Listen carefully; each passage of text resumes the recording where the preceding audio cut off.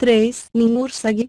Ninhursag também é conhecida como a deusa mãe, a senhora da vida, a senhora da montanha e muitos outros títulos afetuosos. Uma brilhante geneticista e doutora, minha tia-avó Ninha, professora geneticista da casa de Anu. A mãe de Ninha era uma formosa cirurgiã de quem Anu se apaixonou em uma viagem ao planeta da sanação. A personalidade da mãe de Ninha era muito diferente de Anu, e à medida que Nin crescia, encarnava a impecável autodisciplina e determinação de sua mãe.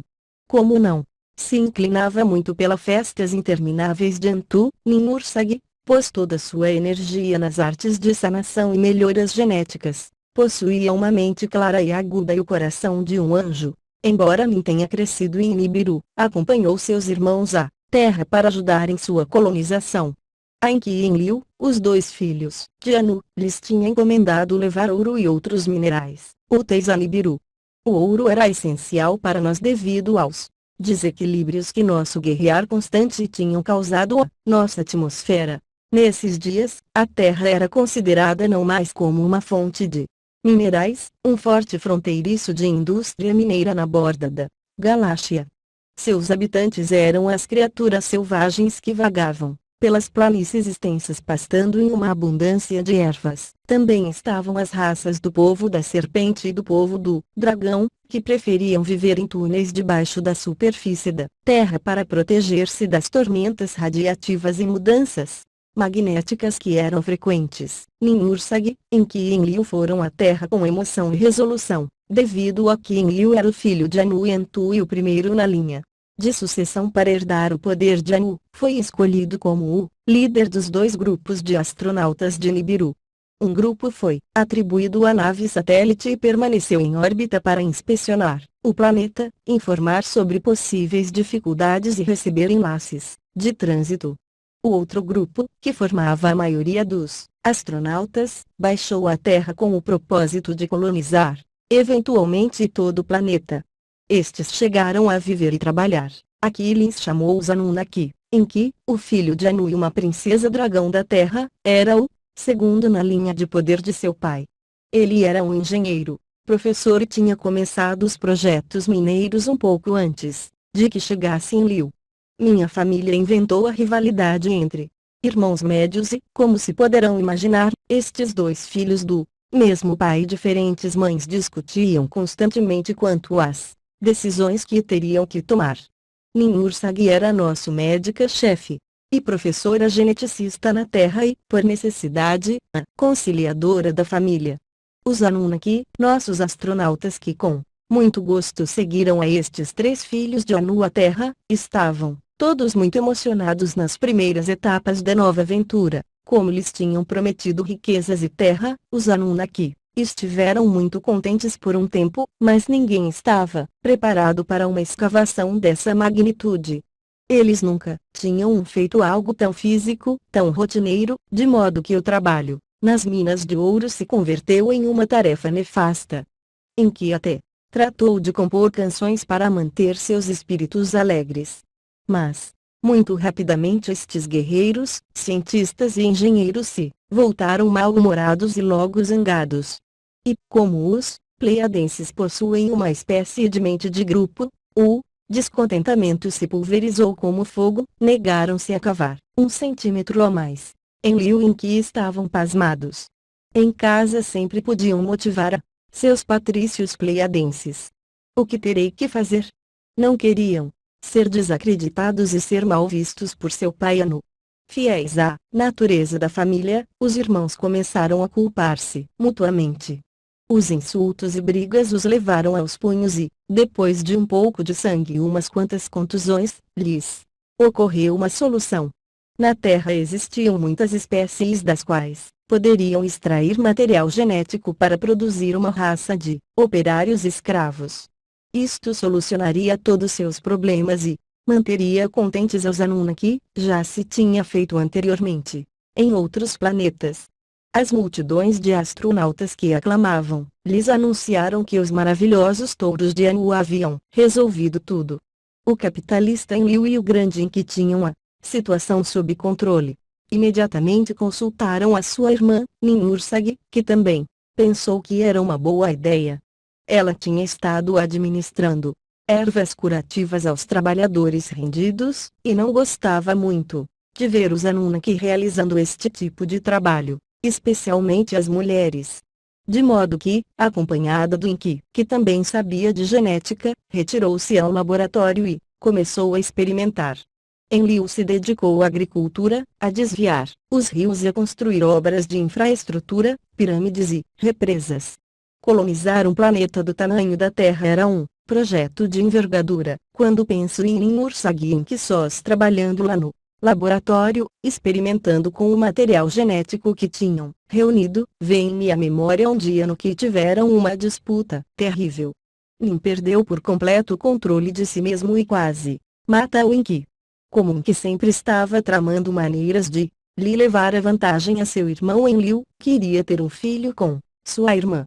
Ele sabia que este menino, se era varão, seria considerado como um rival de Enlil e de seus filhos. Assim que se aproximou de sua irmã, ninguém se tinha atrevido antes a seduzir a Nin, não é que não fosse formosa.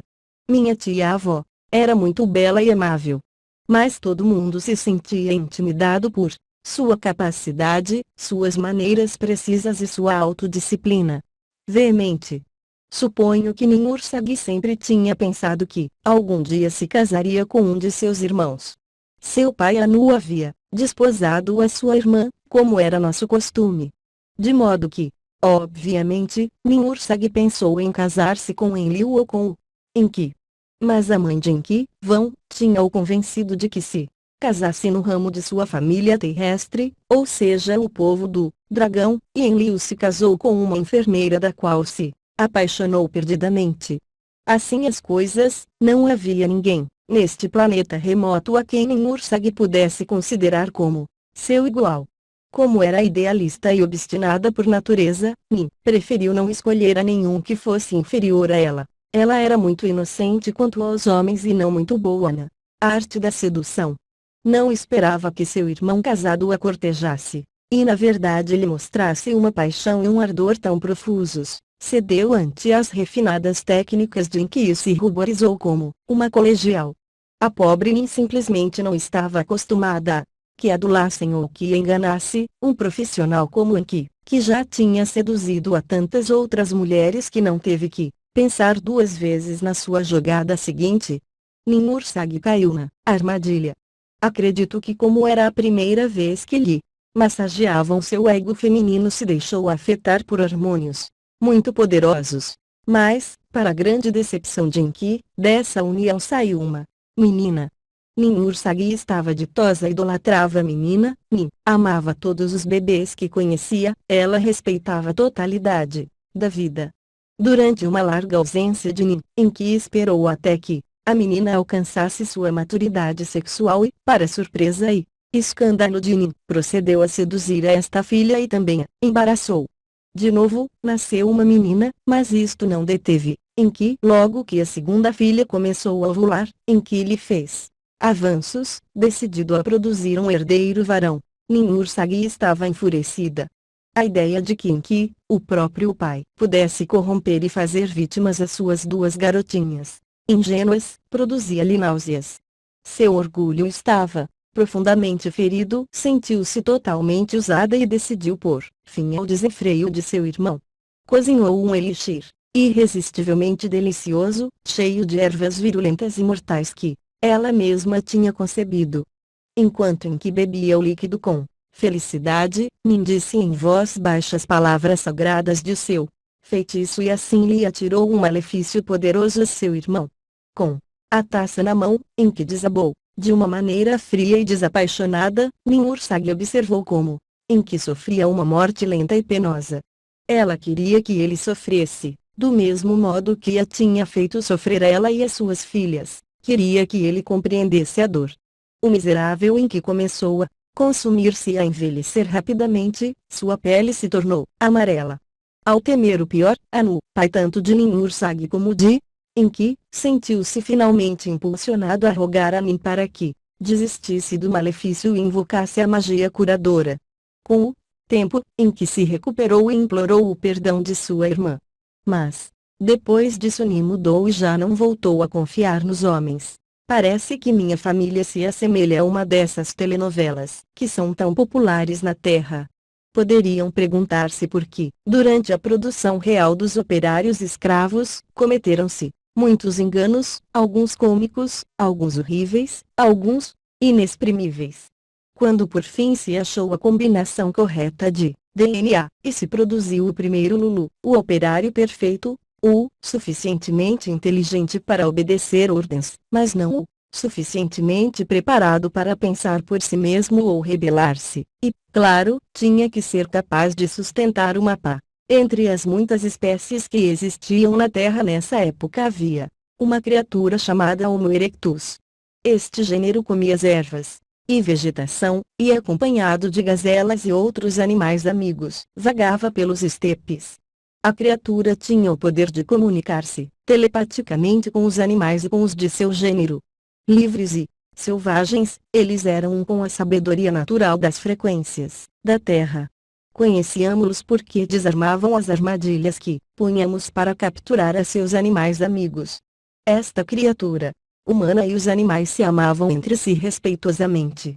De todo o DNA que tínhamos disponível, o do Homo erectus era o melhor. Em que se ofereceu para que sua esposa, Ninki, desse à luz ao primeiro Lulu. O material genético do Homo erectus se implantou no óvulo da fêmea pleiadense. O sangue do homem se mesclou com o nosso, a dos deuses, e se fundiram os potenciais genéticos. Assim, a espécie humana leva códigos genéticos pleiadenses e nosso DNA está para sempre combinado com o de vocês. Usaram-se os óvulos das fêmeas Anunnaki para produzir mais Lulus até que lhes dotou da capacidade de reproduzir-se por si mesmos. Não todos os da família queriam que os Lulus se reproduzissem sem nossa ajuda, mas era muito mais fácil deixá-los que continuassem o processo sem nós. A espécie humana como a conhecem foi criada mediante os procedimentos genéticos bem-sucedidos de Ninur Sagin, a fim de que nos proporcionasse mão de obra escrava em nossas minas de ouro. Aqueles primeiros Lulus, seus ancestrais, viam-nos como criadores, como deuses. Nós fomentávamos essas crenças, porque nos facilitavam o controle sobre eles. Aqui é onde eu entro no jogo.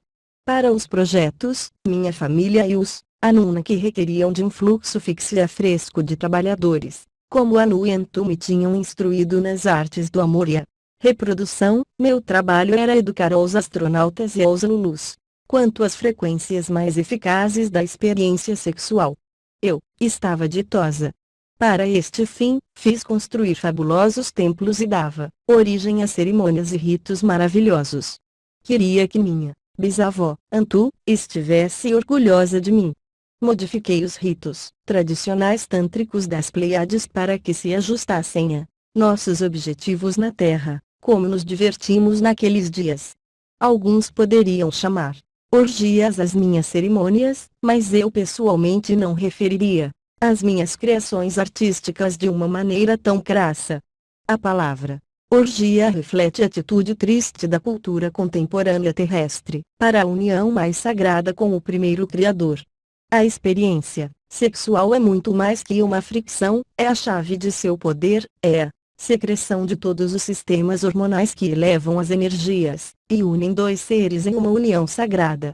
O respeito por esta experiência produz bebês mais saudáveis e magnetiza uma alma similar à frequência que se gera e emite. As habilidades telepáticas dos Lulus os converteram em gênios.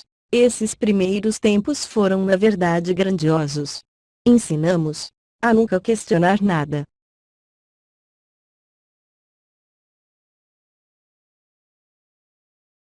Nada. Nada.